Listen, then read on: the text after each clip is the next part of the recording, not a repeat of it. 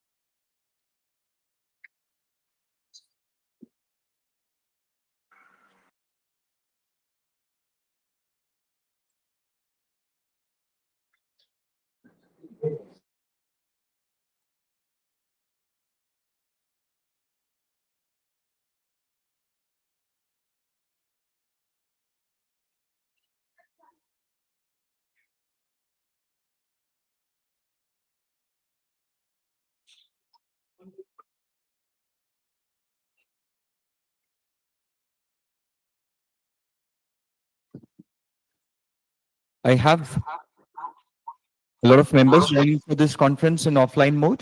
They are already with me sitting in this conference hall. Humble request to those participants who are joining me online. Their presence on camera would add a lot of value to this, intellectual, thought-provoking discussion. Thank you.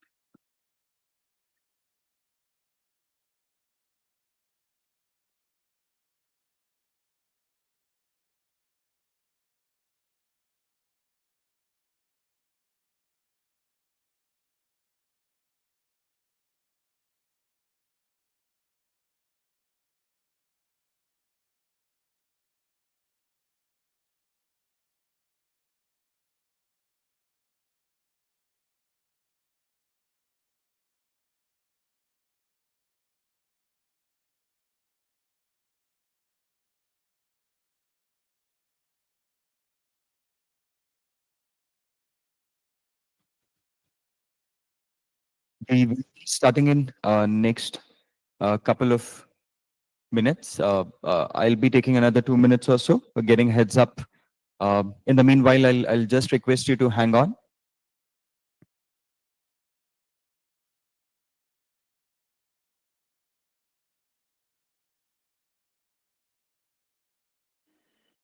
Hello.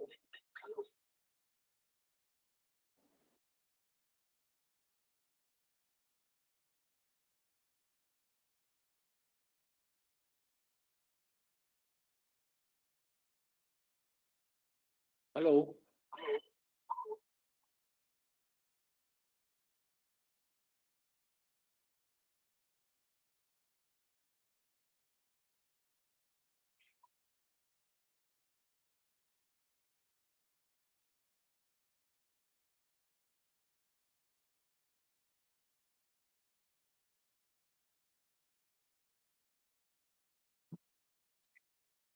Very good morning, everyone. We'll be starting with the program. I'll request participants to kindly mute their microphones so that does not create any disturbance in the proceedings. Well, I welcome you all to this international conference, a multidisciplinary approach towards sustainability and development by unlocking new opportunities in the world of constant disruptions. Organized by Renaissance University and RFI-CARE and Research Foundation of India. Well, I believe this conference will create a days and position where we talk about research, we talk about disruptions, we talk about opportunities. Most importantly, let me take you to the organizer, Renaissance University. Renaissance University is a part of Renaissance Indra Group of institutions established in 2017 with prominent institutions. Our group has completed 17 years, glorious years of bringing Renaissance to education. We have 3 universities, Renaissance University, Abhyuday University, Western State University, California, under the umbrella. 2 institutions, Renaissance College of Commerce and Management, Renaissance Law College. We, in last 17 years of journey, we have entered the 18 years. We have partnership over 18 countries with a very prestigious one with Harvard Online. We believe in education as the name of our university suggests. Our philosophy is to create well-exposed, deep thinkers and true nation builders through providing quality education. We deliver in a way, we impart education and we deliver in a way to create professionals with human touch. The 17 years of journey is a commitment to provide quality education and a statement to remain firm for research and development, and will continue to do so. I would also introduce our partner about RFI. The Research Foundation of India is dedicated organization committed to advancement of social upliftment, enhancing the quality of higher education and fostering Indian research initiatives. It achieves these objectives through a wide range of activities, including organizing international and national conferences, seminars, workshops, symposiums, and other educational events. RFI's mission is to integrate intellectual ideas globally, encouraging innovation and addressing humanity's needs. Key aspects of RFI would be educational advancement and research development, membership and expertise, financial independence, global and national presence, collaboration, and social impact. To first address this conference, I'd like to welcome Chairman and CEO of Research Foundation of India and RFI-CARE, Dr. Saurabh Jain. Sir, it's an honor to have you with us today. Kindly delight our members attending the conference with the 2 words of wisdom. Dr. Saurabh Jain, Chairman and CEO, RFI Foundation and RFI-CARE. Thank you so much, sir.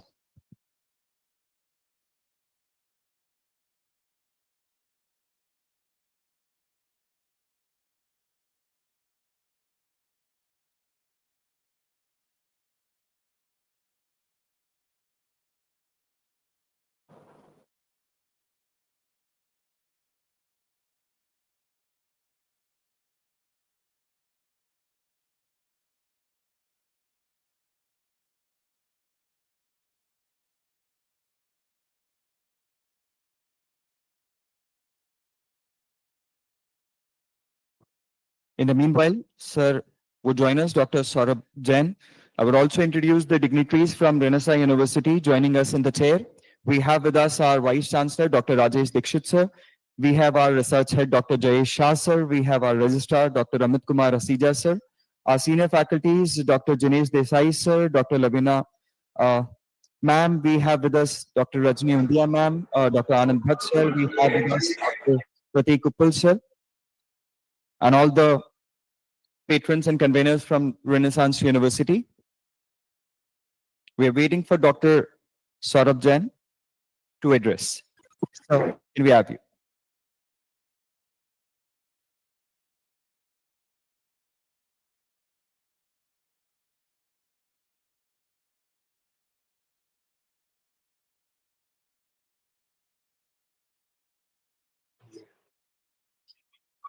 Hello everyone, very good morning to all of you.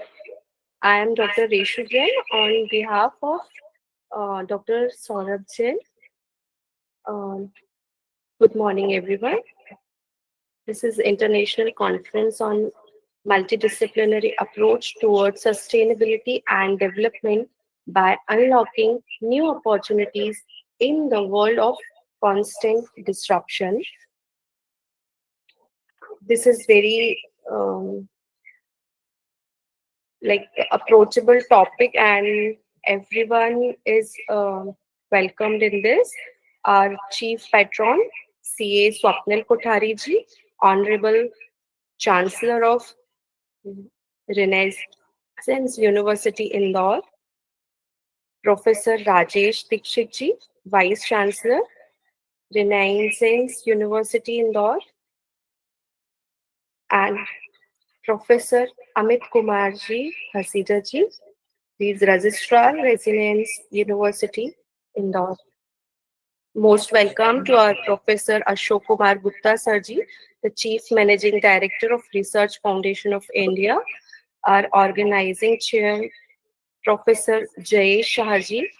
He is a conference organizing chair, Residence University, Indore. Dr.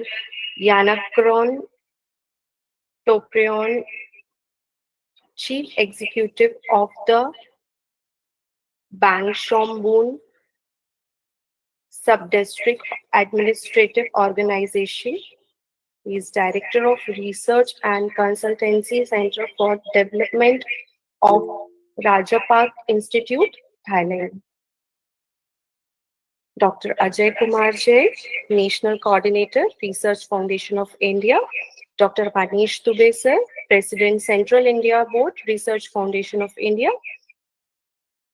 And our international guest and speaker, Dr. Daisy M. Galangana, Masters and Teachers, IISHS, Focal Person, E.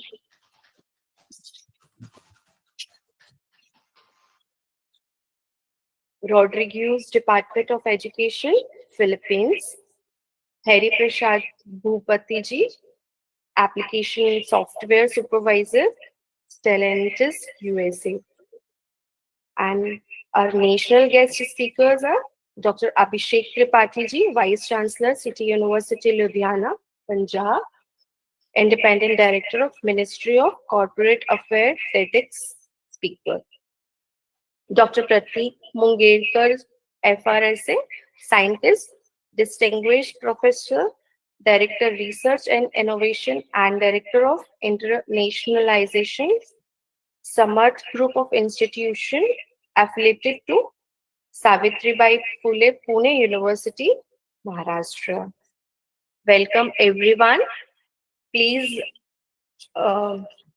इसको आप आगे बढ़ाइए sir. Please carry forward. Over to you, sir. Thank you very much.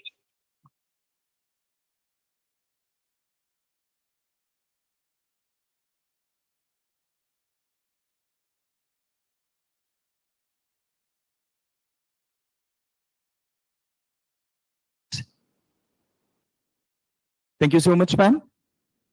And now I'd like to welcome to take the proceedings ahead, Professor Dr. Ashok Kumar Gupta, Chief Managing Director, Research Foundation of India and RFI-CARE, to address this conference.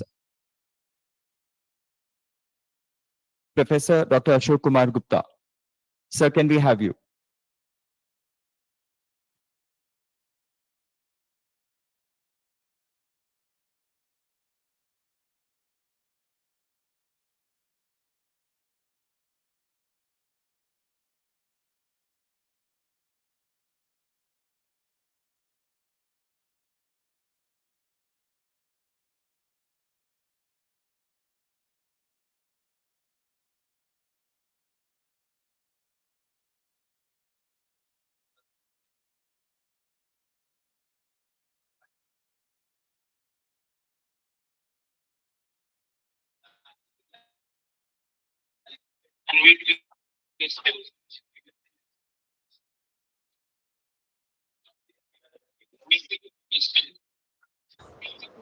Hello. Hello. Yes, sir, you are Yeah. audible. Please proceed. Am I audible? Okay, okay, okay. Thank you. Thank you. Hello, everyone. This is Professor Dr. Ashok Kumar Gupta. Good morning, everyone.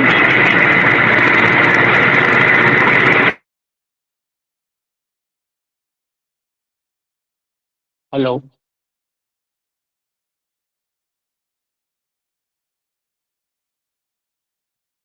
Yeah. Hello. Okay, okay, okay. Yes, connect. Hello, everyone. This is Professor Dr. Ashok Kumar Gupta, CMD RFI. I feel honored to be invited to this international conference on a multidisciplinary approach towards sustainability and development by unlocking new opportunities in the world of constant disruption. The concept of sustainability. Yes. The concept of sustainability is inherently multidisciplinary because it concerns a complex system having economic, technological, ecological, political, and other perspectives. Consequently, any effort in the area of sustainability involves concepts, principles, and methods from engineering, the social sciences, including economics and social psychology, the biological sciences, including ecology, and the physical sciences. Sustainability is a multidisciplinary perspective, discusses the various aspects of the salient concept, principles, and methods relevant to sustainability in a coherent and comprehensive manner. The aim of this conference is to provide the most complete and reliable source of information on the recent advancement in the field. The conference covers a broad privilege and all the dignitaries, resource persons, and experts available for this conference. I'm thankful to Dr. Saurabh Jain, Chairman RFI. I'm also thankful to Dr. Ajay Jain and entire team RFI and organizing institutes. I'm thankful to all who have given their input in this conference and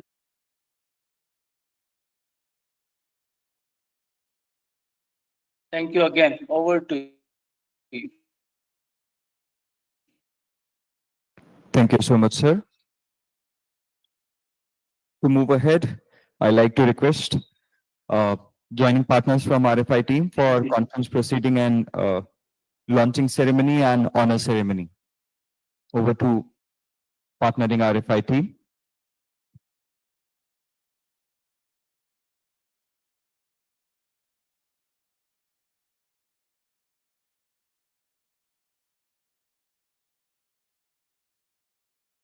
एक है Vanessa university का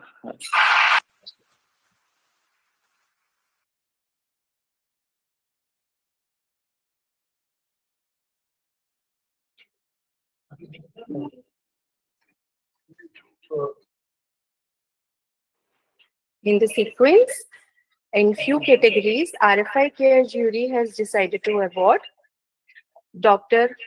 Kotra Balayogi, Assistant Professor and Vice Principal, Unity College of Teacher Education, Dimapur, Nagaland, India. Hari Prasad Bhupati ji, Application Software Supervisor, Stellantis, USA. Naresh Ravuri, Senior Manager, ADAS Software and IET Fellow. Thokchom Anand Singh, Research Scholar, Manipur University.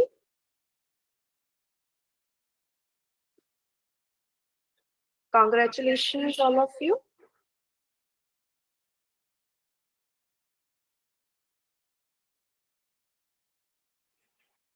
Over to you, sir. Please proceed. Thank you so much, ma'am. Let's move ahead with the first international speaker that we have with us. Let me introduce to you Dr. Yanakon Toprayun. He currently is Chief Executive Bangshambrum Sub-District Administrative Organization, the Editor, Association of Research of Thailand Journals, Advisor, Senate of Thailand's Local Government Commission, Chairman, Subcommittees of Research, Ethics and Training, the Association of Researchers of Thailand, Committee and Secretary, Mini MBA in Cannabis Business. He is also the former Vice President, Executive Council of FAI India, former Director Research and Consultancy Center, Raja Park Institute, former Director Raja Park Humanities and Social Sciences General, TCI Group 1. His key expertise include public administration, urban development, waste management, and public policy, research methodology, quantitative research, and knowledge management.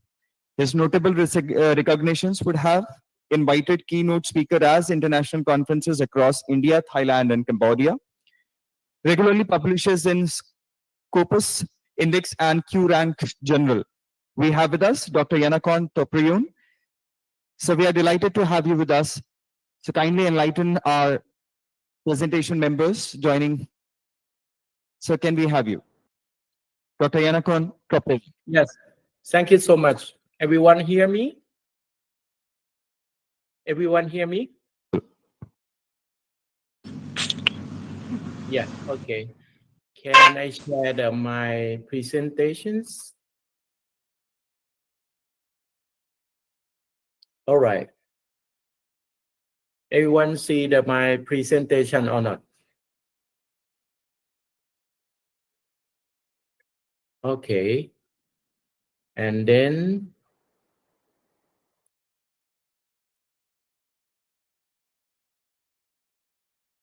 all right.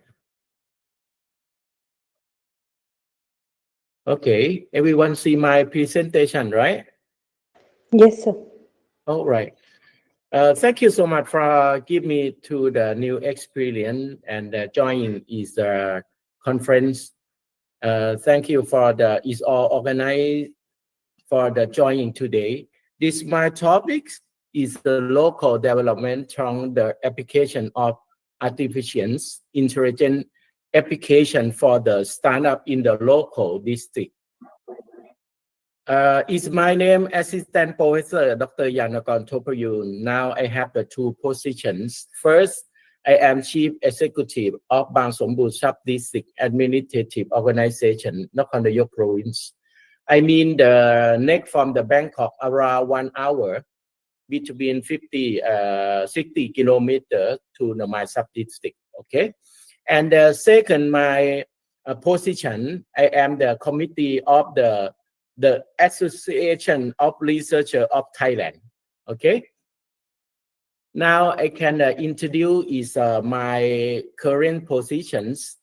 Is my area, you know, have the between 4,000 people. 2 years ago, I have the problem with the large chief executive, you know, give me the gunman for the hit me. I lost the one vice president and the one driver, but now it's okay. And then I gonna make is my area for the smart city now. Okay, is introduction from my topics. When we talk about the AI, I have the question. I think it's all the people for joining conference today. When we talk about you know, the AI, I mean the application of artificial intelligence. I think is all understand for show the hand. And then when I talk about somebody is don't know the AI, I think is all understand the AI. Is the AI come to be your life? Is the AI come to be your family? Is the AI come to be your smartphone? Is the AI come to be your friend? And is all. Now everything is used from the AI. Is the AI in various area found in the daily life of you. Okay? And then when we talk about the AI can make you the happy, can make you the unhappy. Why? because the AI that support you is all examples. When we talk about request something and your smartphone leave is behind you, the AI should learn. The AI understand what you request. When you come to the some application, example is a Facebook. When you turn on the Facebook, the first feed number one is your request you talked before, you know. Same thing, the Line, WhatsApp, and WeChat, something like that. Understand what you request, and the new feed request if you request for you join it. Okay, and then the AI understand for the machine learning. The third machine learning is the first one support you, second one not support you, third one is looking is a best choice for you. Everyone understand? The first one support you when you looking some area, I mean like destinations. You look in the restaurant, you look in school, you look in the company, you look in the some product, you find with the smartphone. The AI understand. Looking is for you request for help you. And the second, the AI not support you, but the AI can give you for the new choice, for the best choice for you looking, and you can pay it. Is the last one is better. 3 weeks ago, I live in the Vietnam, Ho Chi Minh cities. You know, in the conference, I have the new experience for the student and for the lecturer from university from the Vietnam. You know, is the AI used by smartphone, used by the laptop, used by for the computer for support the education. Why the AI is your life? The AI is an assistant for help you.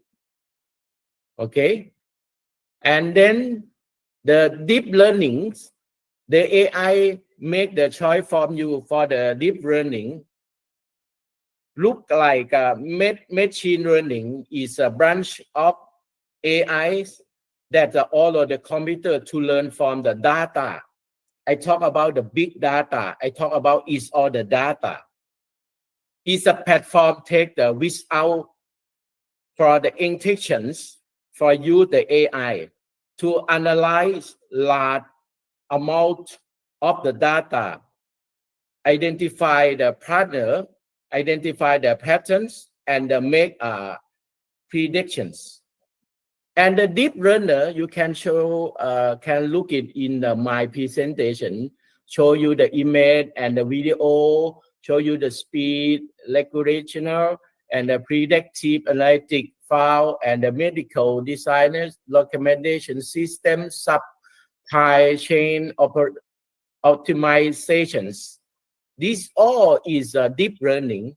Deep learning is artificial intelligence. I mean the AI method that the teacher computer to process data in a way inspected by the human brain.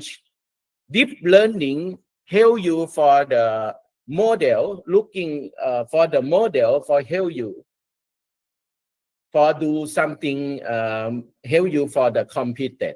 Okay, and the deep learning, sometimes the people use the sound and the author data pattern of the produce is all can use from the deep learning.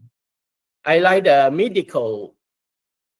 You know, the now when you find something, when you go to the hospital, the medical, the AI help the medical too much for the help the customer. I mean, when some people sick and they go to the hospital, and the doctor, before when you want something, I mean like biography for the sick people, you gotta go to the storage and the looking is first your name, and you look it is the biography from the sick people. And now you by the AI, you buy the laptop, you buy the iPad, you can see it's all is a story before the sick people. Okay, is a deep learning helps the people from the AI. And third, I think everyone understand the robotics. Is a high technology, and the robotic have the data from the human, from your is all your body. Example, Yeah, sir. Yes, Excuse sir. me, answer. Your Yes, sir. presentation is running, sir. Oh, not running, right? Okay. Yes, sir. Okay. Please check it and solve it. Sure, Yes, sir. sure. Now, okay, sir. Now, okay, right? Yeah, sir. Okay. Please proceed, sir. Okay. Sorry. Now you can see my presentation is the petrol, the robotic, right? Robotic. Okay. Yes, sir. Yes, sir. Okay. All right. When I talk about the AI, use the robotic for understand, collect your body, understand what you require, understand what you know, understand for you use. Okay. And now I think it's all country have the big problem from the robotic. You know, in my channel from the Thailand now have the new every day for the robotic do something wrong with the people, give the money for some people, and make problem for my economic in the Thailand. You know, but it's I talk about the robotic can help the people is better, but should to be the people learning for the use of robotic. You know, robotic understand what you know, understand what you do, understand what you request. He's learning for the use of robotic. Okay, AI is better, but learning for you use. Okay, and then sorry. Okay.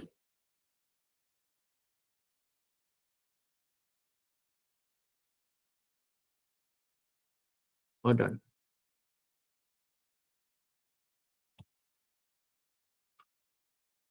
Okay. Is the implication for startup in the local area? When we talk about the startup of the local area, I don't know, it's all the company from the India. I don't know what's going on with the company now.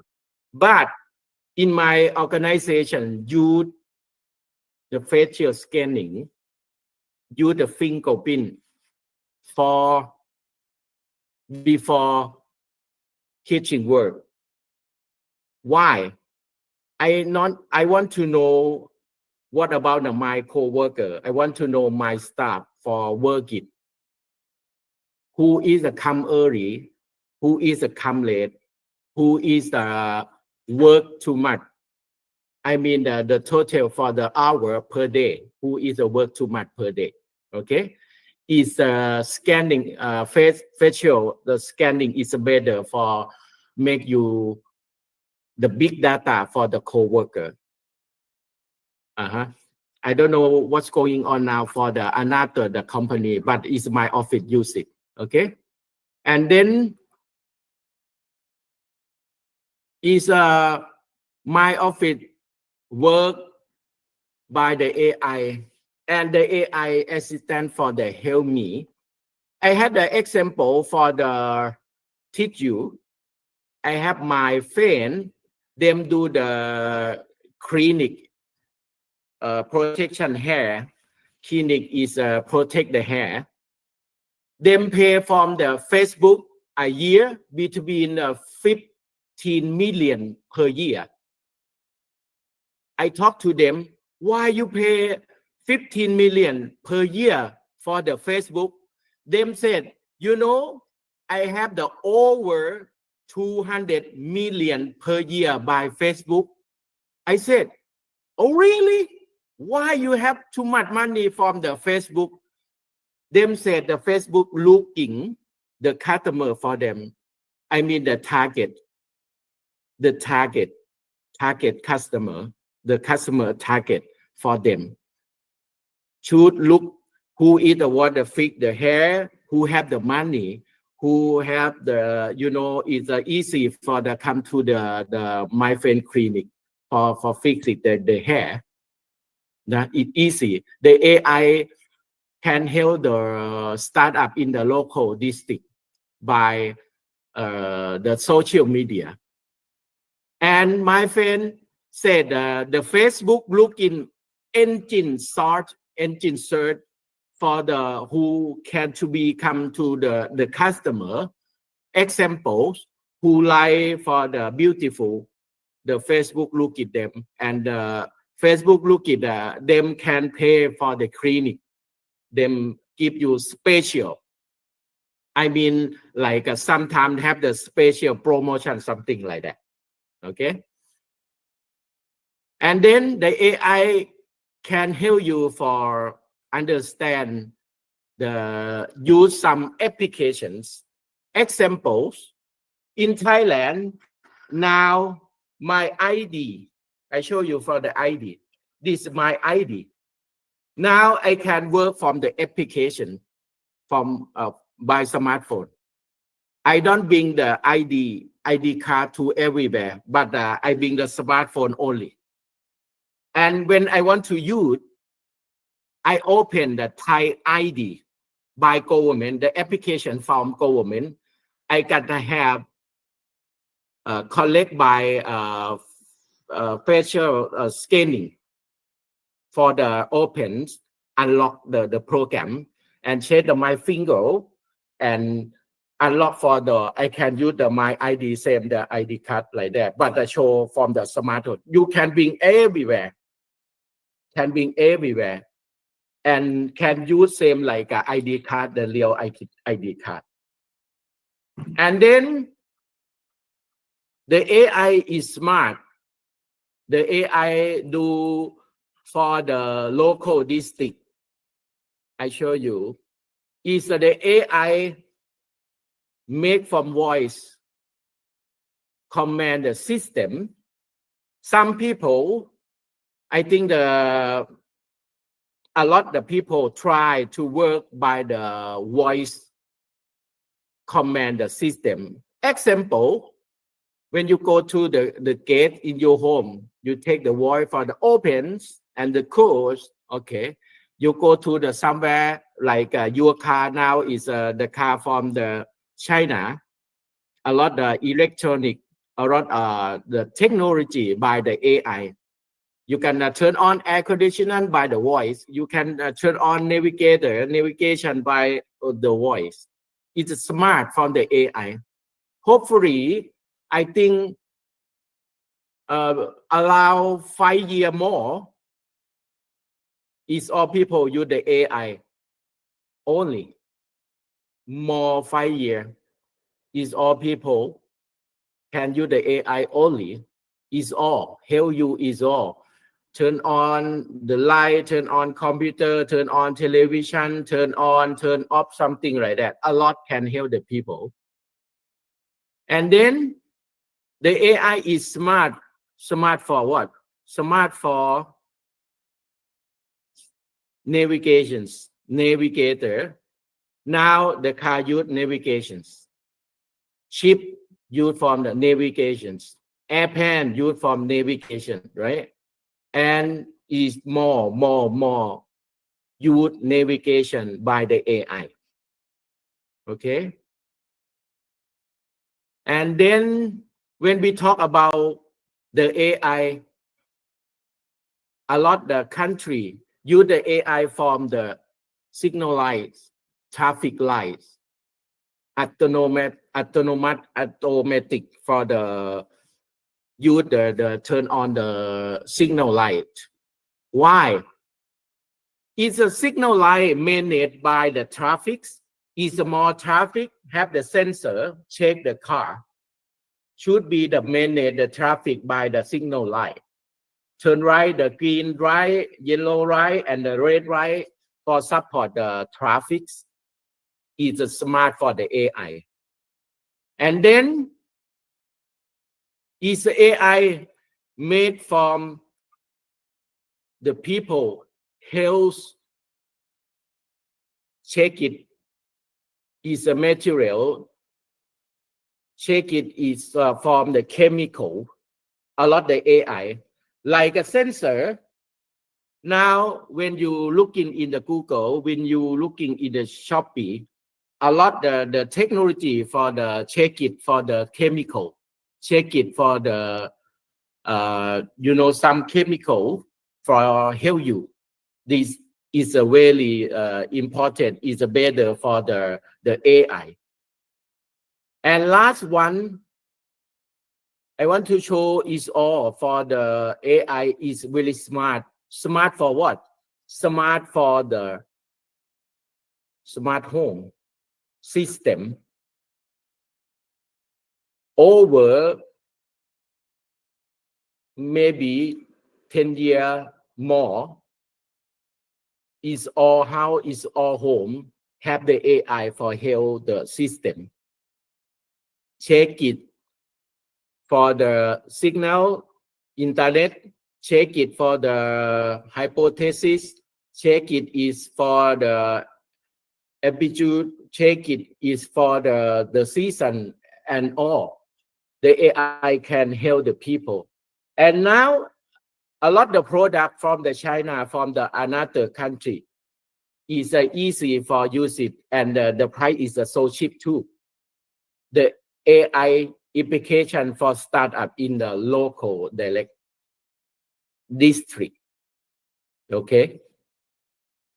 And I want to show for everyone for the when is all use the AI warning. The AI not God. The AI is a technology understand by you, understand by the people, understand by the customer.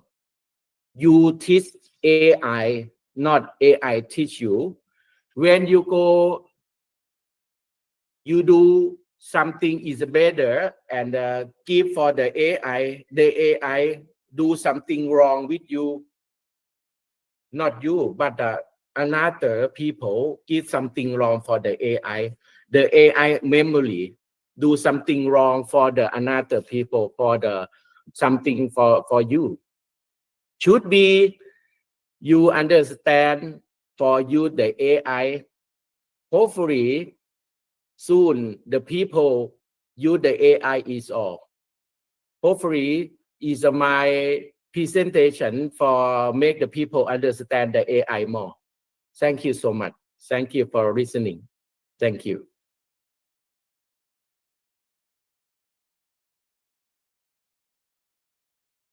Yeah. Somebody want to participation with me?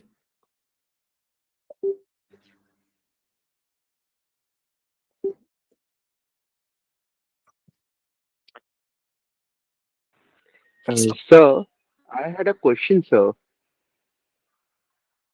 Yes.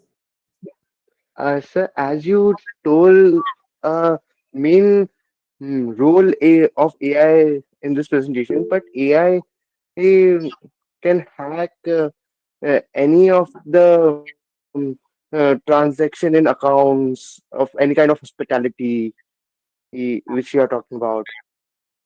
Mm-hmm. Yes. So, how can we stop that hacking on the same time, whichever the way the hacking is done by the some defaults or Yeah. You correct.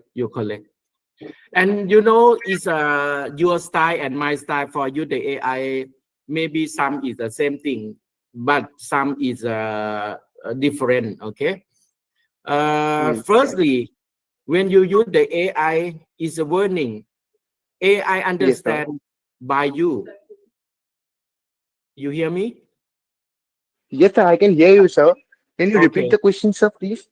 Yeah. Okay. Can you remind for your question again, please? Uh, my question is, how can we stop the default which are making AI nowadays? Because AI sometimes makes very much defaults when we Right, use AI. right. So Uh, how can we stop that? mhm. You talk about the company use the AI, right? Yes, sir. Okay.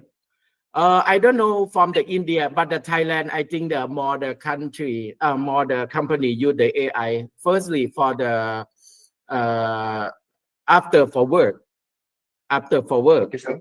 and before for work. The AI, Mhm. the summary, the data from the company for the coworker, for the Yes, sir. yeah, for is all. And I don't know the price for the some program for the AI in India and the Thailand. I don't know, but the Thai we have the free the program from Epic application for free for the AI, but you cannot use too much. And you want to use too much for the AI by the application you gonna pay between 50 dollar per month, something like that. But I don't know from the India same thing or not. We talk about the program Okay, applications. sir. Okay, Same sir. thing, right? Yes, sir. Uh-huh.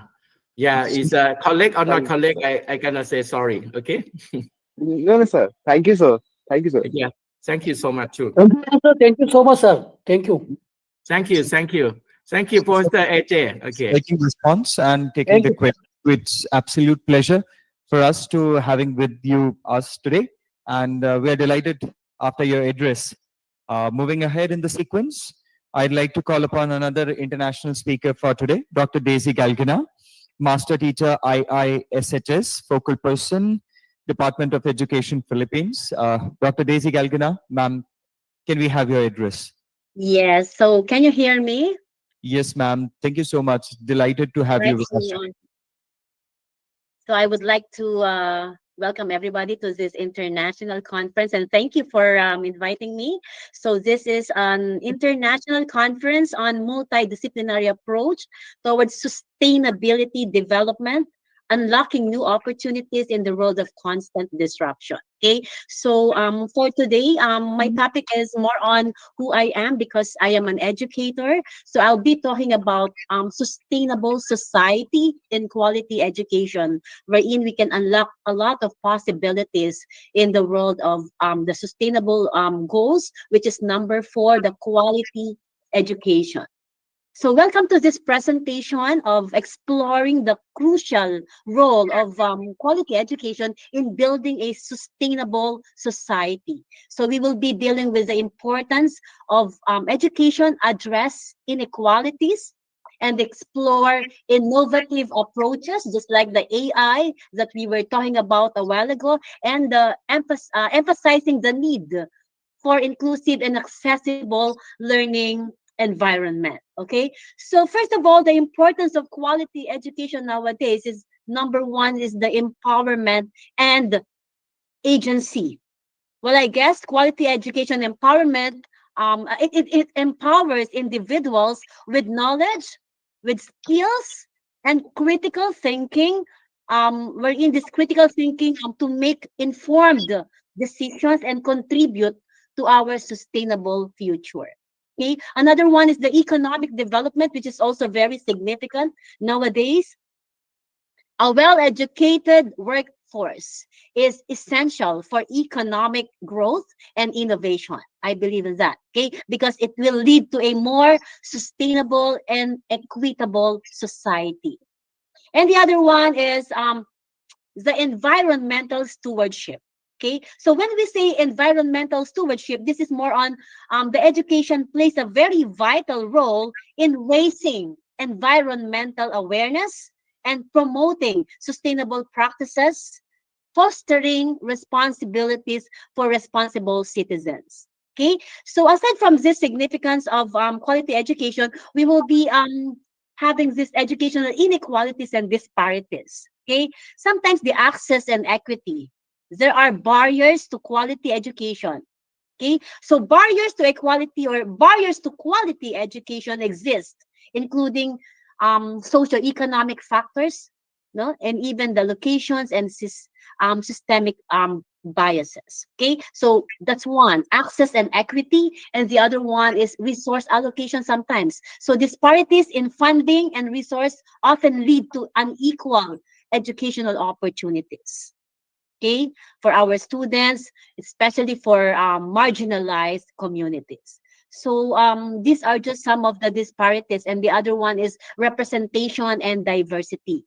And this representation in quality for quality education is that the lack of diverse representation in curriculum and teaching staff can perpetuate biases and limit only the perspectives of our students. Okay, so I hope the system or the government will see some of this inequalities and disparities and address to resolve the problem.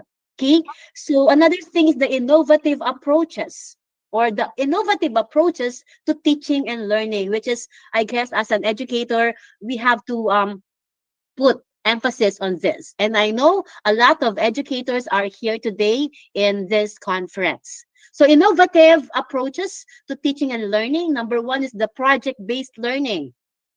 So the project-based learning is engaging our students in real-world problems, in real-world situations, and hands-on experience. I think they need to do that. Okay, in order to foster their critical thinking, to think out of the box, and then to have their own innovations.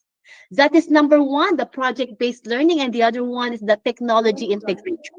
Okay, so the AI. Okay, technology integration is leveraging technology to personalize learning, to provide access to global resources and enhance our engagement. Okay, and then we also have this collaborative learning. I hope you get it. Number one is the project-based learning, the technology integration in our learning and teaching, and then the collaborative learning is also very, very important. Okay. When we say collaborative learning, this is promoting teamwork, peer-to-peer learning, and social emotional development through collaborative projects. Okay. So how can we build inclusive and accessible learning environments? Okay. So in building inclusive and accessible learning environments, I guess, number one is universal design for learning. Okay. Universal design meaning creating learning experience that are accessible to all students, regardless of learning styles, regardless of learning abilities. Okay. And the other one is culturally responsive teaching. As educators, we need to deal with this. Culturally responsive teaching. This is recognizing and valuing diverse backgrounds and experience in order to create inclusive and equitable learning environments for our dear students. And the third one, I guess this is personalized learning. Personalized learning is very important because it is tailoring instructions to meet the needs of these individuals, to meet the needs, the interests of our students, and then to foster engagement towards their success. Okay, so with this kind of uh, quality and sustainable society, I guess all of us educators should open our eyes, our mind to this quality education, because this is one of the sustainable goals. This is number 4, I guess you know it. Okay, so I am very happy that I am invited here because I really wanted to give emphasis on this, on being a productive educator, on sustainable society, on quality education. Okay, so I hope I was able to give you some of this for today's conference, and thank you so much for listening. There is this call to attention for everybody that we should reach help our students in order for them to be successful in their um in their opening their critical thinking, their skills. Okay, so thank you everyone for listening, and thank you for your um questions. You can also ask if you want. Thank you so much, Yeah. Dr. DC Dalgina. Thank you so much, madam. Thank you so much. Yeah. Sir, I have a doubt, sir. Yes, sir. Thank you so much for having me here. Hello. Sir, can I ask a small, Yes, sir. Sure. Go ahead. with the organizer's permission? Yeah. Okay, sir. Organizers, Please, sir, go ahead. Yes, go ahead.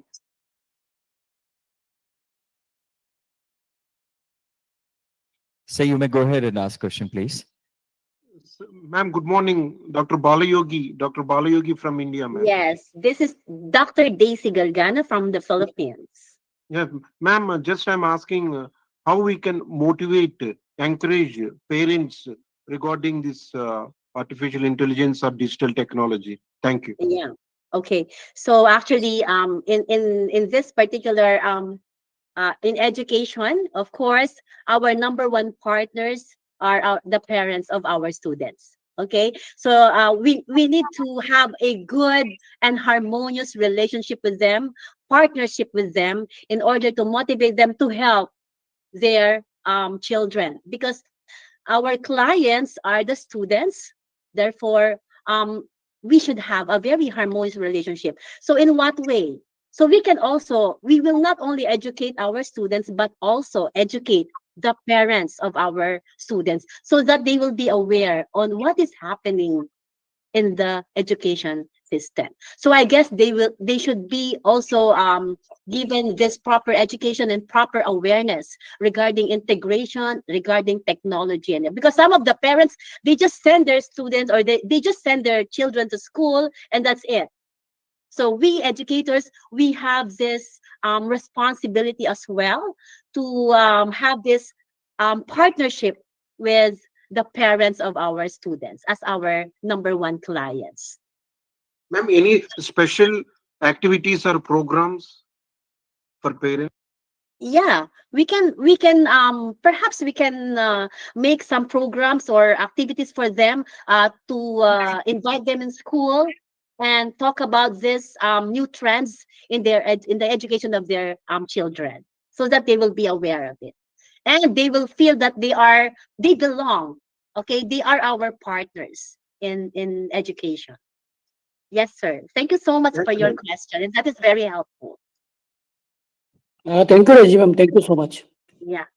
It has been an absolute pleasure to listen to you today. Thank you so much for the address. I'm sure we'll cherish the words. Moving ahead in the sequence, we have next international speaker with us, Hari Prasad Bhupati, Application Software Supervisor, Scientist, USA. Sir, can we have you for the address?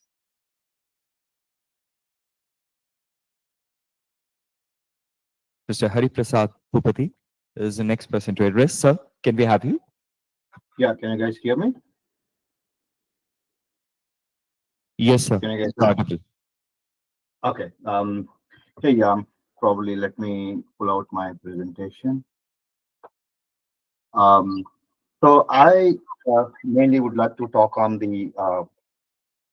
I'm not ready probably the presentation, but I can go ahead with the overall summary. Meantime, I'm working as the application supervisor in automotive company called Stellantis, which has close to 14 cars brands. I guess you might be aware of it. Is a Fiat Chrysler as well as Picati systems. So the topic which I would like to talk on the mainly software defined vehicle.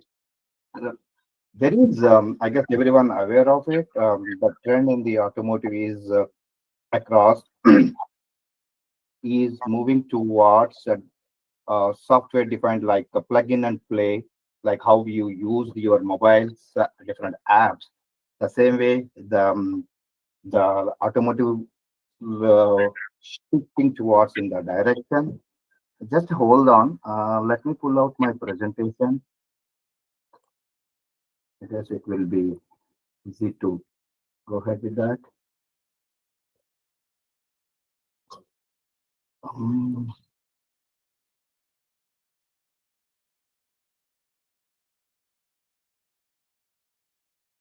Actually, I was not ready with the presentation. That's why I'm just trying to pull out.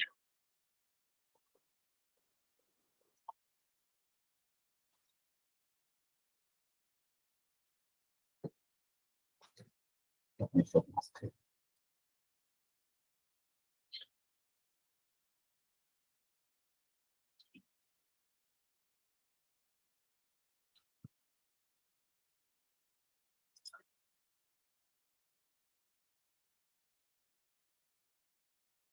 Can I guys see my screen?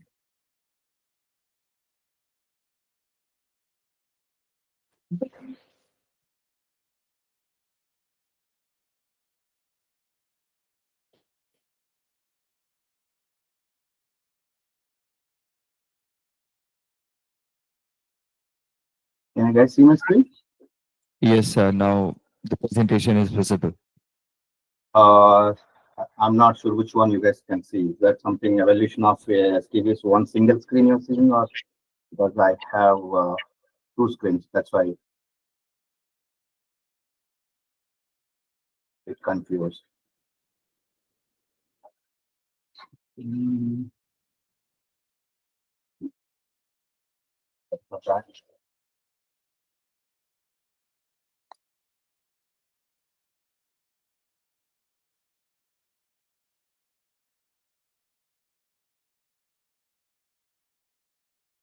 Good.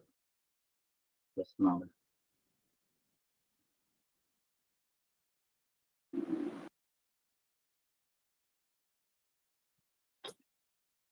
Okay. So I would like to talk on the evolution of the SDV software-defined vehicles today. And here is my short description. Can you guys see the dual screen or single screen? Sorry for that. Is this something? It is full screen. Can you able to see? Yes, the slides are now visible in full screen. Good. Thank you. Okay. So here is my details. I'm a engineering supervisor.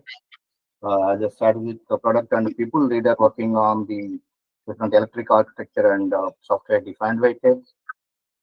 Here are the different brands which we work on. Quickly touch base on mainly the automotive transmission, how it is changing is towards like this space. So now previously, when you talk about a vehicle, a car, it is just a engine and it has something like and some sort of distributed control systems. But now everything is a plug and play, which is we are on air, we are transferring the software connected, and it is more into the autonomous, safe and type 3, as well as we are sharing the mobility, as well as it's more moving towards the electrification, like zero tailpipe emissions. So, so mainly, I don't want to go into more and more details. Like how we are doing it, this is what the different architecture which we are using in the Stellantis across. As well, it is like a vehicle dynamics, infotainment, different layers we are putting into the sort of plug and play, different components. So, so mainly it is a software-defined enable applications across going forward, and that is what we are fighting every. If you see the Tesla and other companies also on the front race towards this architecture. So main advantage is the um, by doing this the development cost, actually traditional vehicle development cost is too much. When you move into the software defined vehicle, you can reduce the cost because you do your validation in a virtual environment, and you take time to market is very less, and the approach is like you will be moving into MVP and continuous improvement. Meaning it is we are using the agile methodology like continuously improving and improving your futures and releasing. So also it is a scalability is we have a common architecture and the same code goes for different cars and different car models. The only difference is it is scalability. Based on the um, features they want, like we will increase the features. Like it is like just adding the software. The hardware behind the hardware is same, but we keep changing the code for all the models. And I hope everyone aware of if you are electric background, electronics, and we use the different quality methods. Quality QM is a quality and a different the safety standards as well A, B, C, and D based on the future complexity. So the final, I just want to say one thing is like uh, vehicle experiences now it is physical as well as the digital. Clubbing towards together and making it as a software defined vehicle, and we are using the agile methodology to speed up the development life cycle, reducing the time to market. Okay, and as I said previously, for the validation itself we take a long cycle for the development validation. Now it is taking toward the same time, the agile methodology, as well as so we use the virtual environment to uh, validate your models and your features. Also, the software is OTA. It is like over the air, we flash the software into the vehicle using the apps.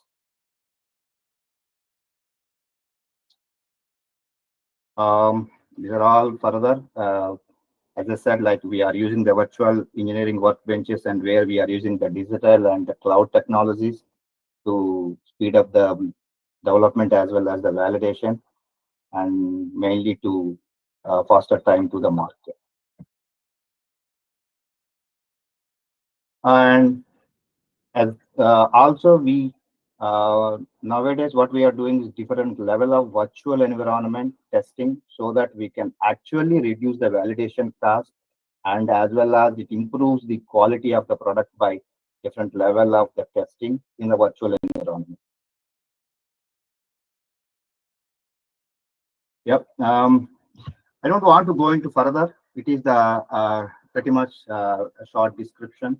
I just want to give you on the software-defined vehicle how the market shifting towards the traditional vehicles to the software-defined vehicles.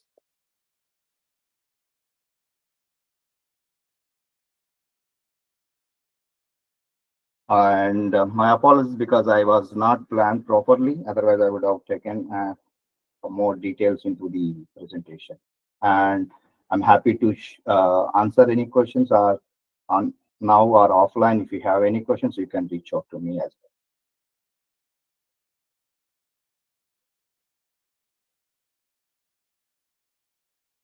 Hello, sir. Sure. Go ahead, sir. Sir, what about the limitations? How the limitations can be overcome by using the technology? You mean can you bit more elaborate on the what type of limitations you are talking about? The education system, sir.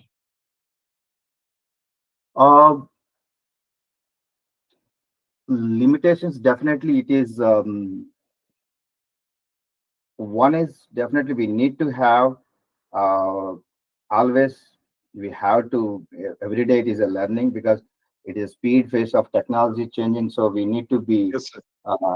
catching the things, because whatever you are doing now, for example, whatever you are doing just a couple of years back, it's no more now, and even after couple of after 1 year even. So previously we were mainly working on the mechanical and electronics related things like playing with the um, uh, physical systems. Now we are using the AI Yes, and sir. MM techniques to do these things. And as I mentioned, that digital, it is a digital environment. We are moving to the virtual environment, and we are not using the local machines. Like, you no need to have a hi-fi sophisticated hi-fi laptop with you. You just have a normal laptop and you use the uh, virtual engineering machines to where you have all the softwares are installed over the air. You can through internet cloud, you can pull the data and work on those pieces and deploy it. This is what the system right now it is, and it is I can say it is the very a tough challenge here is um, it is everyone is it is a race, I can say. Everyone fighting for it, and how soon you are bringing your product into the market, and how qualitatively, and what is the uh, difference you are making through that. At the same time, you need to aware of the cost of your product. Should not be properly place the cost for your product. That plays a critical role. Yes, sir. Yes, sir. Sir, thank you. Thank you so much, sir. Thank you. Thanks for having me here. Thank you so much, sir. Thank you.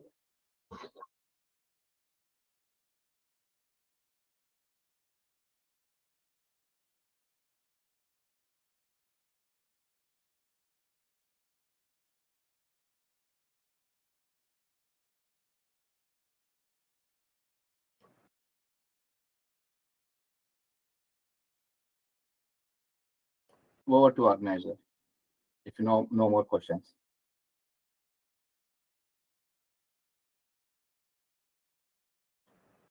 I see someone is raising their hand. Is it Dilip Maheshwari? You have a question to me?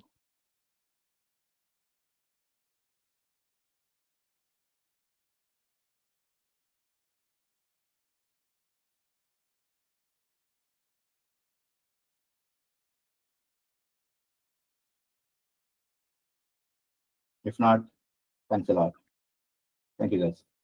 Thank you so much, sir. We are absolutely delighted to have you with us today. Your address was absolutely delighting. I'm sure we'll cherish this for long.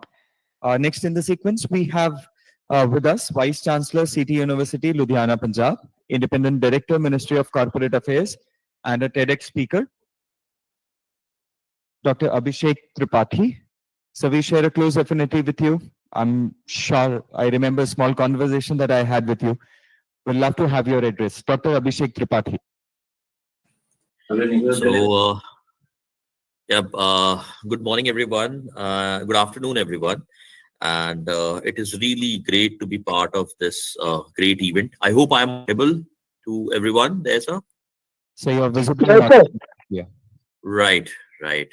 So, thank you for inviting me, first of all, and respected all the dignitaries from Renaissance University, especially Professor Dr. Rajesh Dixit, Vice Chancellor, Renaissance University, Indore.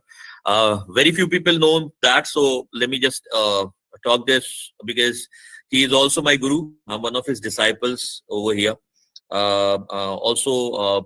So he is the person who framed my career. He's the person who gave me this opportunity to be part of this great academic world. Respected Dr. Saurabh Jain sir, Professor Amit Hasija ji. So Hasija ji is very good friend, very dear friend. We have there, and really happy that you got promoted now as registrar of the university. Then patron, Professor Dr. Ashok Kumar Gupta ji, my dear friend Dr. Ajay Jain sir, Professor Dr. Jay Shah sir, again one of the seniors I have, Dr. Manish Dubey sir, our international speakers, national speakers, the academic scholars, everyone, co-conveners, organizing committee, everyone who's presenting, everyone who's participating. It's really great to be part of this great event. So I'll start my address with this great topic which this conference is all about. I'll just share my screen and would like to present. Just hold on for a sec. Let me just. But rather than speaking on just by just through PPT. I would love if you all can just. I hope my screen is visible to everyone. Yep. Yes, Yes, sir. visible in full screen now. Right, right. So, a multidisciplinary strategies approach towards sustainability development by unlocking new opportunities in the world of constant disruption. This is something. Now, these are the 6 topics which I'm going to talk about. But most important is let us try to understand the various aspects. What this particular topic is all about. What this particular conference is all about. So first thing is multidisciplinary approach. Now I think all the academicians over here, all the scholars over here, they will agree when I say none of the discipline are non-multidisciplinary now. We cannot learn anything under one silo. There has to be interconnection, study of interconnection. The multidisciplinary approach is to be there with each and every problem our society, our community is facing in the present time. Now, towards sustainability and development, if I talk about sustainability, it is, I believe it is one of the most talked about words in the academic world, but a very less acted word when we really come to the imperial part of this world, right? So, sustainability is something which everyone talks about, but very few they are actually understanding and they are actually implementing it. But biggest challenge with sustainability and development is because I can see the topic has got both the words sustainability and development, which are having a trade-off. Sustainability and development is something where there is a trade-off between sustainability and development, and of course by unlocking new opportunities. And the world in present is full of disruptions, the new technologies which are coming up. So if you look into, I'll just give you a fact which I read somewhere that more than 90% of the data is created within last 3 years. Can you imagine the way, the frequency with which we are creating new data? We are coming up with new things. We are coming up with a lot of changes, disruptions, right? And this is, yes, an opportunity, but at the same time, it is also a big challenge for us, for the present academicians, because research in these particular fields, it's very important. It is very important to address the situation where we don't stop our development, but at the same time to make sure that our development is more sustainable inclined, or I would say more human centric. And also we need to accept certain facts that this world is going to go into a new technological era, and it is going to go into newer technology era every 3 or 4 years. So if you remember, when I was born, it was in 90s or 80s. The generation used to change in 10 years, but now the generation changes in at most 3 years or 2 years, right? So that is the way we are moving ahead. I remember when I was in 2010-11, when India came up with this geo phenomena. I remember people talking about the internet connectivity and people talking about how we are going to go ahead. And now India is one of the leading players when it comes to AI, data science, and Internet of Things and whatnot in technology. So first of all, it is very important to have a multidisciplinary approach, but because it is not possible that we have research on technology and at the same time we can ignore the impact of technology on the sociology, or impact of technology on politics, or impact of technology on business, right? So it is a multidisciplinary approach. Now, when I talk about environmental science and sustainability, something which I actually wanted to put everyone to think, are we doing justice to the environment around us?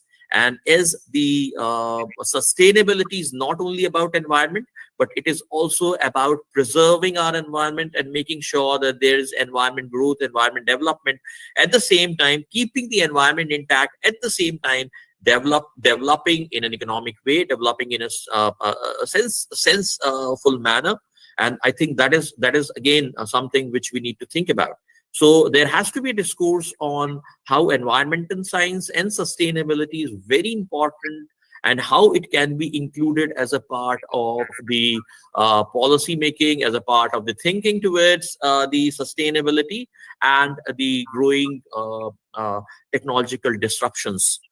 Now, economics of sustainability, very important. When we talk about sustainability, we are not talking about not exploiting the resources, but we are actually talking about the sustainable use of the resources. We are talking about the making use of the resources in such a manner that the resources remain there even for the future generations. That is the traditional definition given in Rio Summit about the economics of sustainability.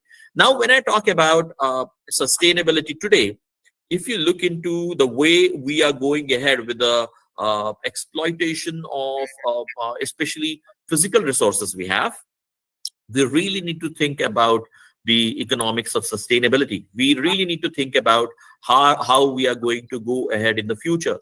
Because when I talk about semiconductors production, when I talk about technological improvements, when I talk about the motherboard creation, there are a lot of resources. When I talk about bitcoins, when I talk about mining of bitcoins, there's a lot of natural resource which is getting used.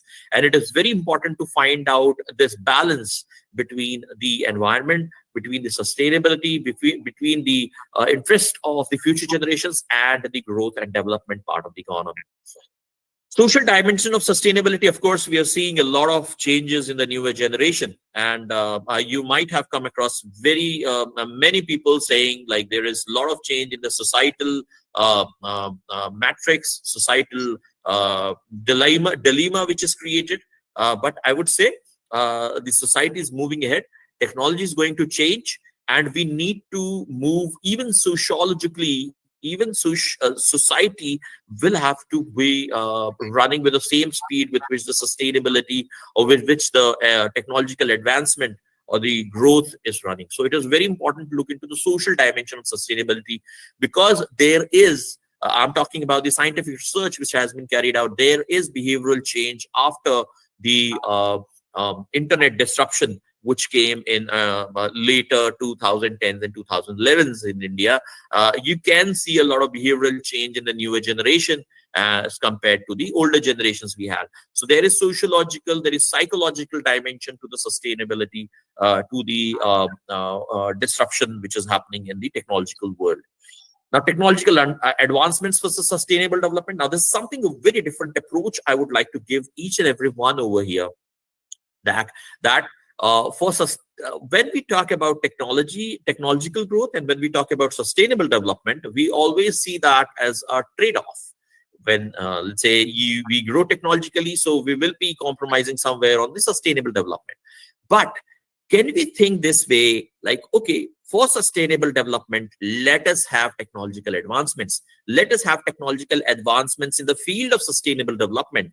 So that will help the sustainable development to flourish, to grow, and at the same time, make sure that technological advancements are catering to the humankind, to the mankind, rather than we are creating something which is not serving the real purpose of human existence on this earth.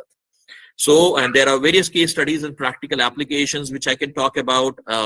There are various, like Vedanta case we recently came across. A lot of current affairs are there about that, how sustainability is important, how it is very important to have new opportunities, and at the same time making sure that there is sustainability in the development, and there because the world is going to have constant disruptions in the future. So with this, I would just end up my presentation. And now I hope this is fine. And anything if you can ask, I would be really happy to answer. And thank you for inviting me. Sir, very good morning, sir. Very good morning. Good morning, sir. Sir, this is Dr. Balayogi, sir, from Nagaland, sir. Thank you, sir. Sir, in this case, how this constructivist approach will be used and practiced for the teachers, sir, in this 21st century? It's very important, sir, because we need to understand what teachers are and how they can actually be uh, uh, uh, uh, an instrument of creation. Because a constructivist approach, it actually talks about people constructing their own knowledge through experiences and social interactions. Now, when I talk about how teachers can be, teachers are, I would say, teachers are the torch bearers of the generation. And it is very important. We are not only here to deliver knowledge, because now in this generation, it is not important to deliver knowledge, because knowledge is already there in their hand, in the form of mobile phones, in the form of various kinds of instruments they have. It is very important function of a teacher to be a role model. It is very important function of a teacher to construct things, to concentrate more on the constructing knowledge rather than just delivering knowledge, right? So it's very important to a teacher should think from a point of view like he should be able to develop that thirst for knowledge in students. And that is very important function of a teacher. It is not just delivering knowledge what we have. It is not just about the hard and soft skills we have. It is about developing that zeal in students to learn, to grow, to think in about Mother Earth, to think about the environment, to think about society. When I look at the students, the new students we come across every year, I can see there is some problem with teachers, that we are not able to deliver that kind of feeling, that kind of attitude to the students. And it is very important to deliver this attitude to the student, where they learn to be with the environment, be with the technology, be with everything, and remain grounded at the same time. Right. So I hope I have answered the question, sir. But do you think parents will accept constructivism or rather than any other approach, sir? They see, it's rather than intellectualizing, sir, I would say parents and teachers, they should be ready to take up all the roles which are important for the students, because we are the people.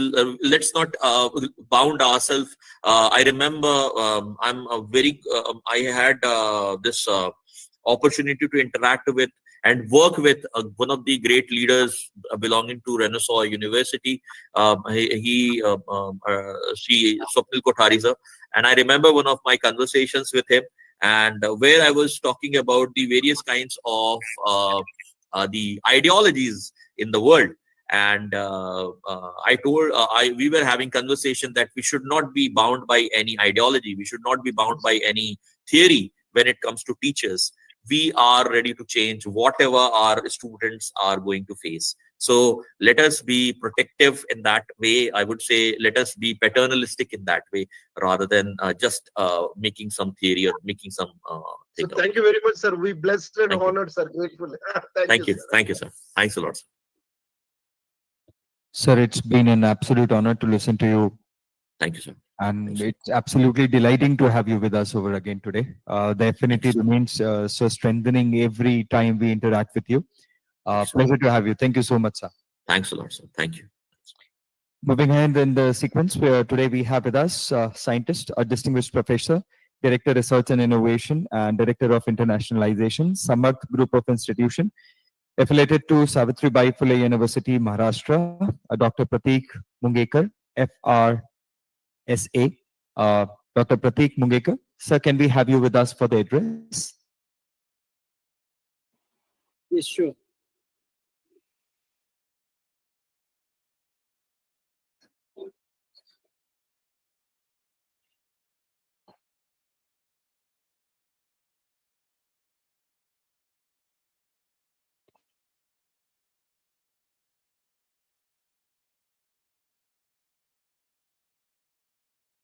Hello, everyone. Am I audible? Yes, sir. Okay. Thank you so much. First of all, I would like to congratulate Renaissance University and Research Foundation of India for organizing this international conference on a very, very interesting topic, which is sustainability and development.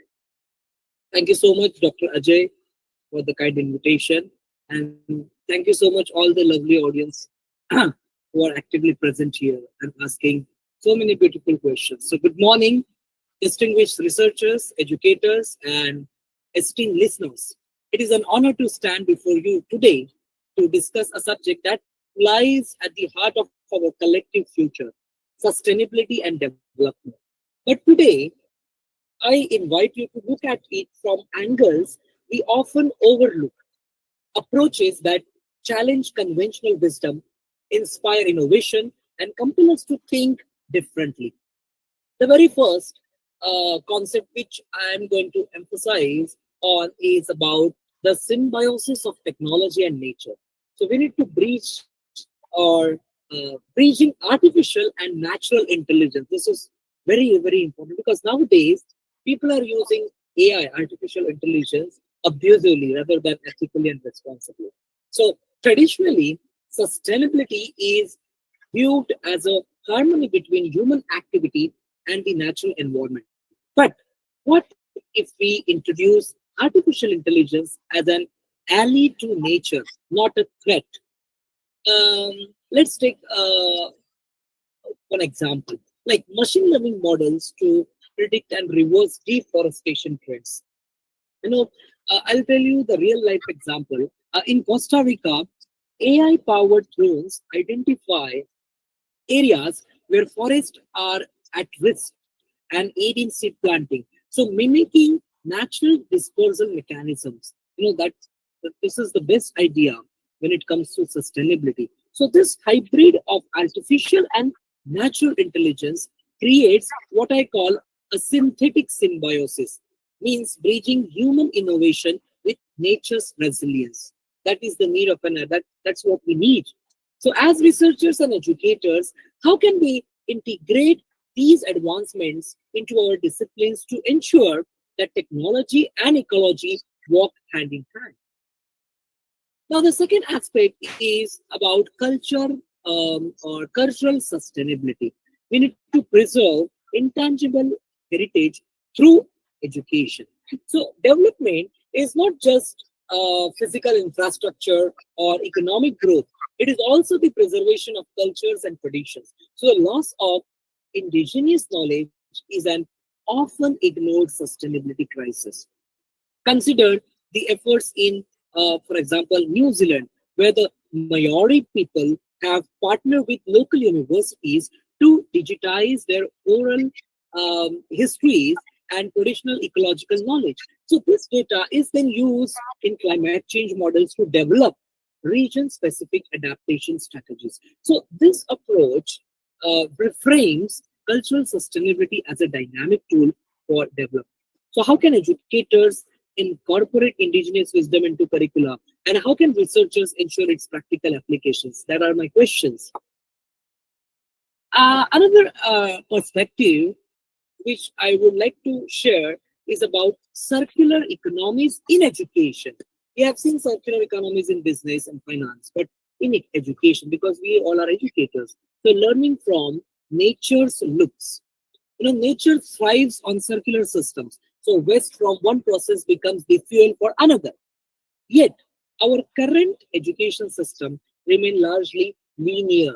So students study, graduate, and leave, often without reinvesting their knowledge in the very communities that nurture them.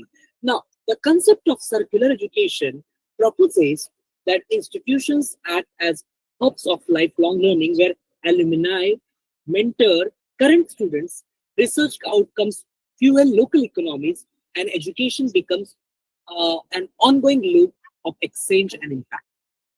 So a case in point is there is one project in Denmark, a Kalun Board Symbiosis projects, where industries share resources, minimizing waste and cost.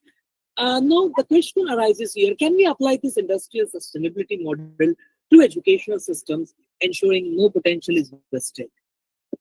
Another factor is the psychology of sustainability, behavioral shifts for collective action. Now, a significant roadblock to sustainability is human behavior. our habits, priorities, and reluctance to change. Now, instead of only advocating for large-scale reforms, what if we focus on behavioral nudges? So, we can take the example of Stockholm's speed camera lottery, which rewards drivers adhering to speed limits with entries into a prize draw. Not only did it reduce speeding, but it also demonstrated how positive reinforcement can drive change. So imagine applying this to energy consumption in schools and offices. So by gamifying energy saving practices, could we cultivate a culture of sustainability at the micro levels, amplifying it over time? Another aspect, because due to time constraint, I'm just throwing some light on these different aspects of sustainability when it comes to development. Planetary health, we need to expand the boundaries of development. We let's adopt a broader perspective, which is planetary health. So this concept emphasizes that human health is intrinsically linked to the health of our planet. So, for example, in Bangladesh, floating hospitals not only provide healthcare but also run renewable energy systems that supply nearby villages with electricity. So, this dual purpose approach merges health and sustainability, redefining development as a multidisciplinary endeavor. Now, the question arises here, how can researchers replicate such models in their work? Or how can educators teach this interconnectedness, ensuring future leaders think beyond silos? And finally, I would like to conclude with a very, very important concept. I guess two concepts. The very first is exprovement. Now, this is a very new concept. You will not find this word in English dictionary. Now, exprovement means converging parallels. If you know the fact or mathematical principle that two parallel lines never intersect each other, but through exprovement means through exponential growth, we can converge the parallels. So nowadays, to achieve sustainability at the same time development, we need exprovement. Another very important factor is inclusive innovation. Innovation is the exploitation of new ideas into wealth and knowledge. So apart from innovation, nowadays we need inclusive innovation. Inclusive innovation means for all, and it should be affordable also. So inclusive innovation for affordable excellence, what we need. Now, for example, to look at the they are promoting the concept to raise such health in India. For example, imagine you can have EEG in 5 rupees only. It's a very there is a application they have created which we call Swasa. Okay, it's a very easy this thing gadget, a very small gadget. You just have to put it here for 5 seconds, and within 1 or 2 minutes, you will get your ECG report on your mobile. Okay, with the same accuracy, with but in a faster rate and minimum cost. So this is Gandhian innovation, which means more from less for more. So now we need this more from less for more, Gandhian engineering or Gandhian innovation, which is nothing but inclusive innovation. So if we work on these many things, I hope one day we can surely achieve sustainability and at the same time development. Finally, in my conclusion, I would like to say that apart from education, research, apart from what we are doing in our day-to-day life, one thing we need to teach to our students that in this era of artificial intelligence, we need to balance the Lakshmi and Saraswati simultaneously. Friends, Sustainability and development are not just goals, they are responsibilities. As researchers, we must explore uncharted territories. As educators, we must inspire critical thinking. And as listeners, we must on what we know. So today I challenge each of you to adopt one unconventional perspective discussed here, be it synthetic symbiosis, cultural sustainability, circular education, behavioral nudges, or planetary health. And lastly, I discuss experiment and inclusive innovation. This we need to embed it into our work, and let us not just aim for sustainable future, but strive for a profoundly innovative one. Because the future is not just something we predict; it is something we create together. So thank you so much, all the lovely audience, for actively and patiently listening to me, and my heartfelt gratitude to the Renaissance University and Research Foundation of India for organizing and putting so much of efforts for organizing this international multidisciplinary conference on sustainability and development. Once again, thank you so much, and have a great day. Thank you so much, sir. It's an absolute pleasure to have you with us today. Delighted to listen to you, and I'm sure we together will create a better tomorrow. Thank you so much, sir. Thank you.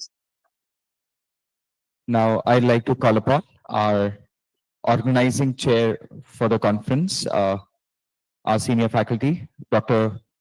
Jay Shah, sir. Sir, can we have you with us? Okay, good afternoon, everyone. Ahmed Zwell once said, investing in science education and curiosity-driven research is investing in the future. Respected Shri Swapnil Kothari, sir, Honorable Chancellor, Renaissance University, Indore. Respected Dr. Rajesh Dikshit, sir, Vice Chancellor, Renaissance University, Indore. Dr. Saurabh Jain, sir, Chairman and CEO, Research Foundation of India and Director, RFI-CARE. Dr. Ashok Kumar Gupta, sir, Chief Managing Director, Research Foundation of India and RFI-CARE. Dr. Amit Kumar Hasija, sir, Registrar, Renaissance University, Indore. Dr. Reshu Jain, Director, RFI-CARE. Dr. Ajay Jain, National Coordinator, Research Foundation of India. Esteemed dignitaries, honorable guests, distinguished speakers, and participants.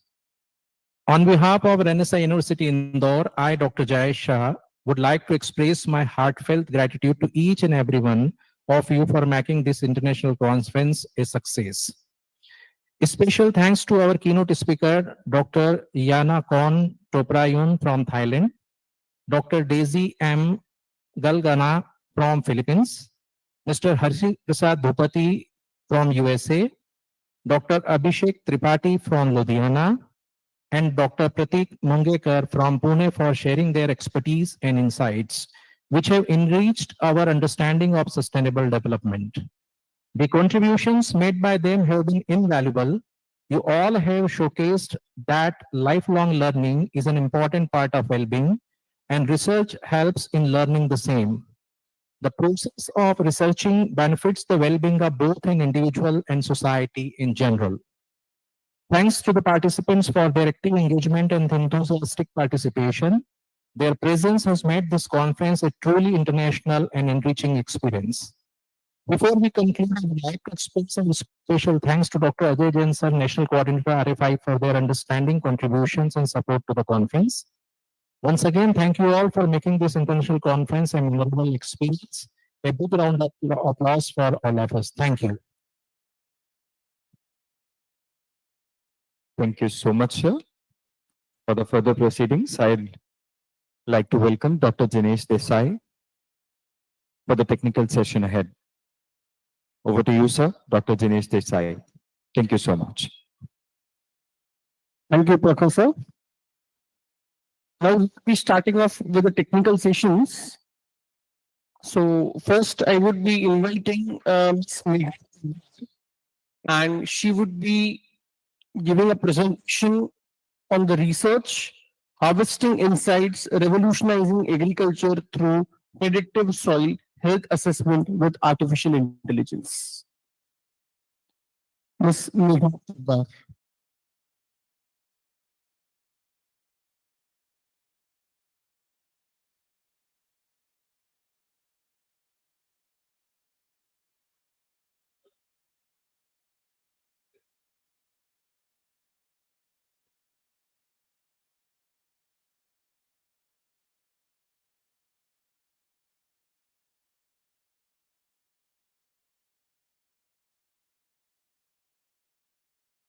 Miss Megha Prabha,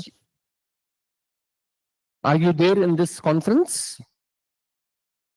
Have you joined online?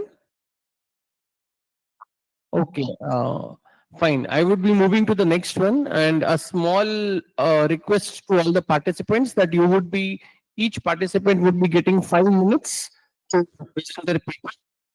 And once the presentation is over, then we can have a 2 minutes question answer if at all somebody wants to ask. Moving with the next, Dr. Prajakta Ankalikar. She would be presenting on the topic the study of sustainable spiritual practices and discourses with development of individuals in the world of constant disrupting.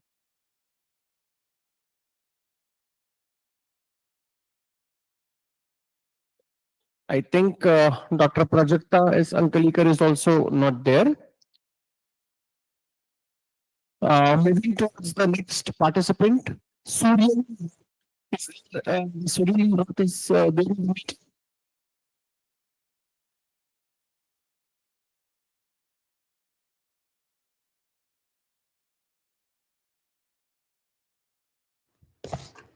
Sir, can I do my presentation? Yeah, you are Surya, right? Sir, it is A. Girija, sir, Dr. A. Girija. My name was in third Okay, B. okay, fine.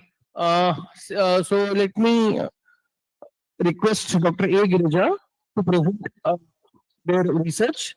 The topic is sustainability in hospital operations through implementation of purpose management application.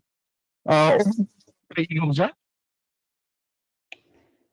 Can I share my screen, sir?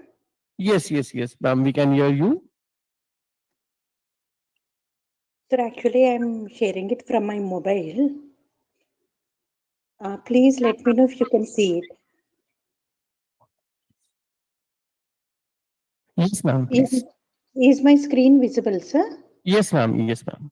Okay. Good afternoon, everyone. I'm Dr. Girija from Hyderabad. My topic is sustainability in hospital operations through implementation of porters management application.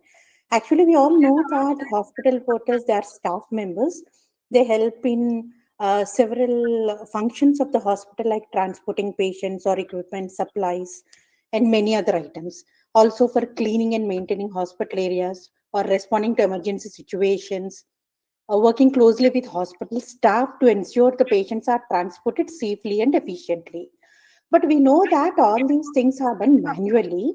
Now, how Porter's management application is going to be helpful, that is what is the study all about. So it is a comprehensive and user-friendly software solution that leverages cutting-edge technologies to address the challenges associated with Porter management. It helps in hospital operations automations and thus leveraging sustainability in hospitals. What is the need for the study? Current hospital porter operations, we know that they are manually driven over phone requests, and porter assignment at the nursing station is done manually.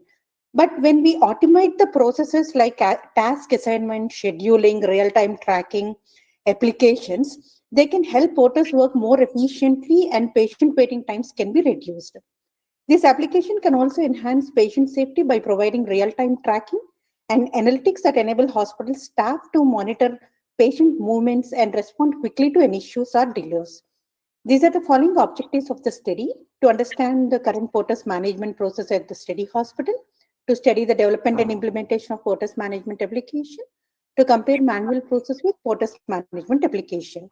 When it comes to scope of the study is conducted in a hospital, corporate hospital in Hyderabad for 3 months.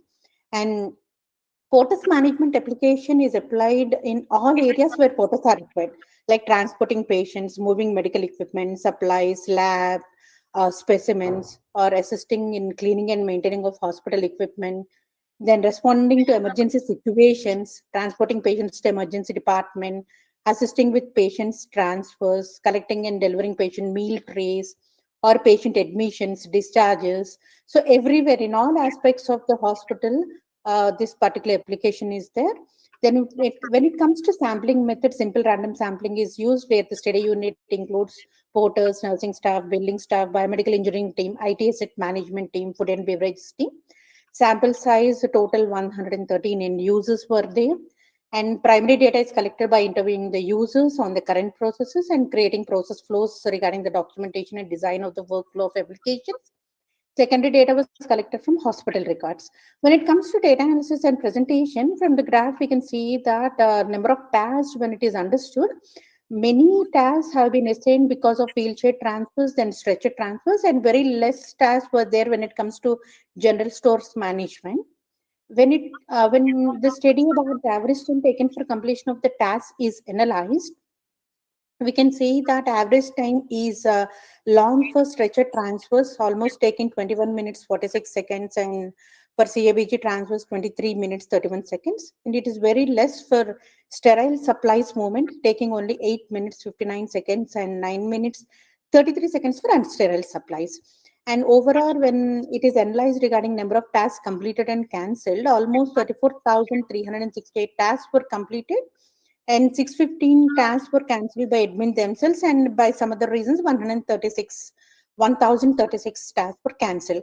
So when we just understand what exactly the study is about, like these are the different figures that you can see regarding asset movement, blood bank transfer, CABG, or general stores, like so many requests have been raised for these particular services. And when it comes to average time taken, as I have already shown in the graph, more time is taken for stretchers transfers and very less time for general stores and sterile supplies. Now, actually analyzing the average times, it provides valuable feedback for processing, optimization, and resource allocation.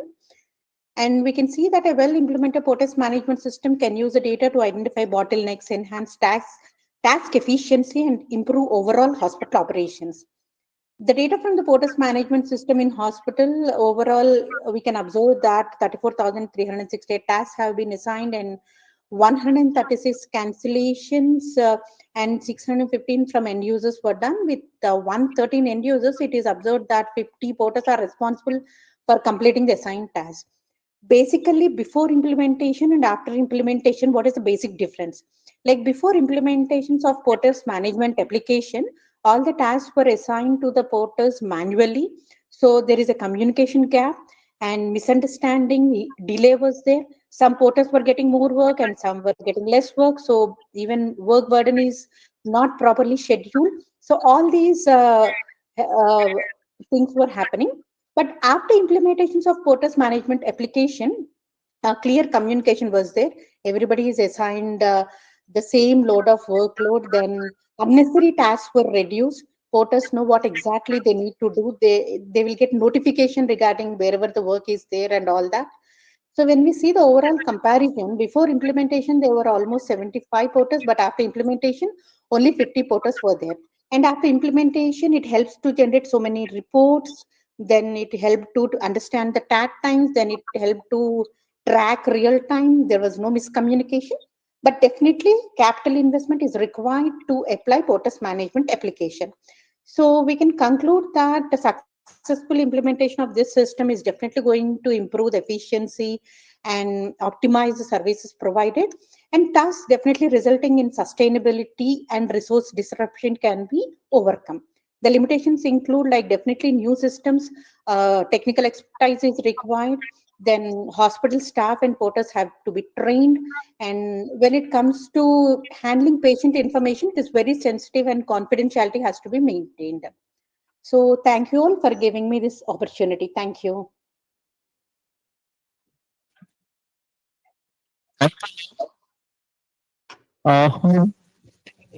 Next presentation, we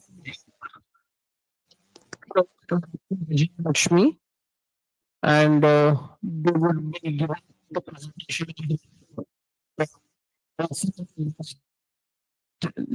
for detection, a basic review.